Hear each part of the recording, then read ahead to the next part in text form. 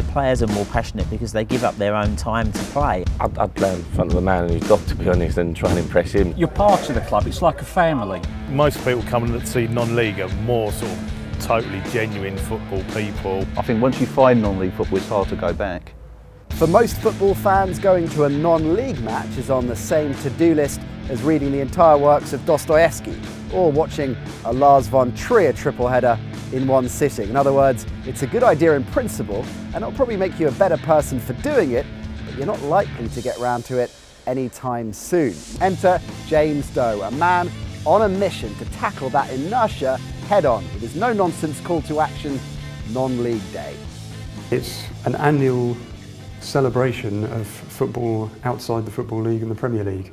It's our 5th year, and it takes place on international weekends so that there's no clash with the Premier League or the Championship or even England, because they don't play on the same day anymore. So it's just a chance to get the spotlight on the game at that level and encourage fans who've got a spare afternoon just to go and explore their local team. For me, I'm a person that likes to go and watch non-league football when I've got a spare weekend where QPR aren't playing, and I'd like to get that habit into more fans of the bigger clubs. It's not necessarily, oh, you must have a second club, but you can go and watch different teams every week and just, you know, broaden your experience of watching football.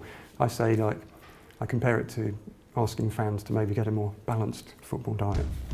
So non-league day might turn a few heads or even convert some fans, but what about the people that keep the non-league motor running week in, week out? Well, we headed down to Cray Wanderers, London's oldest club and the second oldest in the world. Cray Wanderers was formed in 1860, and it came about because the London Chatham and Dover Railway were building a viaduct in the St Mary Cray, St Paul's Cray village area, and the migrant workers that were working on the railway got together with the local villagers and set up a football team. We used to get really big crowds in the late 60s, early 70s when Cray Wanderers played actually in St Mary Cray. It's working class stock. It came from a very working class area, and the supporters today are very working class, and all the way through there's been that seam, if you like, that's run through the club. Playing part-time or semi-pro football is a challenge. Going out to work and then coming home with an evening and training is very different from training during the day. If you don't enjoy football in non-league, then you just won't play well. They may not be the best players in the world because they play at this level, but their commitment to the game is just as strong as a professional. Obviously, to get from work at 6 p.m. And try and make a game or training, etc., takes a lot more graft than probably a full-time professional. Here at Cray, we've got a fantastic chairman and vice chairman and committee around them that run the club, and all of these people are unpaid volunteers, and they're doing it because of their love of the game and their love of the club. I've been chairman for 21 years, and we've never had an overdraft, which I'm very proud of. When in you know, certain other teams within that 21 periods have gone into administration 4 or 5 times. There are a lot of non-league clubs that go to the wall through either bad business transactions or just fold. I used to go along to watch Crystal Palace, and I felt that the professional clubs were taking the mick a little bit out of the supporters with the charges that they were making. I've got a season ticket for a Premiership club, Arsenal, but I don't always go because I'm sort of loyal here. Professional football to a degree is soulless, whereas here we've got the chairman, we can speak to the chairman, we can speak to the manager, we can see the players.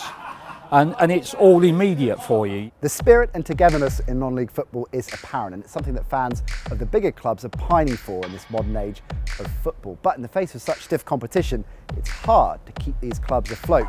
Here's Lewes FC's marketing director, who's tasked with developing alternative revenue streams.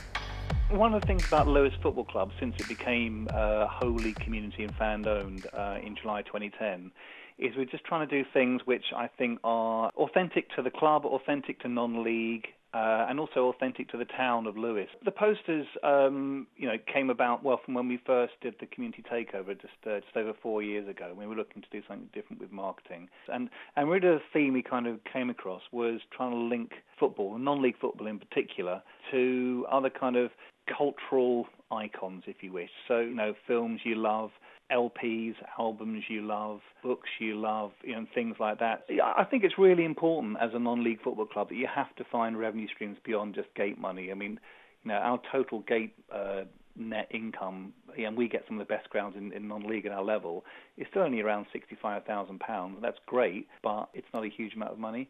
So we have to find other ways to make money. So we introduce things which are maybe a little bit unusual. So we've just introduced these corporate beach huts, mostly on the basis that we couldn't afford glitzy glass boxes. So we thought, what can we build? So we built 4 beach huts, basically, overlooking the pitch. So people can hire them for match day or for the whole year. So that's another little revenue driver. So you've just got to constantly be on your toes and thinking about ways to get money in, to be honest with you. It's tough to sell non-league football when, irrespective of what you can go and see live, on television there are 11, 12 international leagues that you could watch at any time, pretty much over the weekend. So why should fans look at non-league football and give it a chance? Well, as we often describe, it's the bedrock of our national game. It's a more real experience. You're there, you're watching it live. You can, they're often community clubs, they're your community, so you should, I believe, get involved if you can.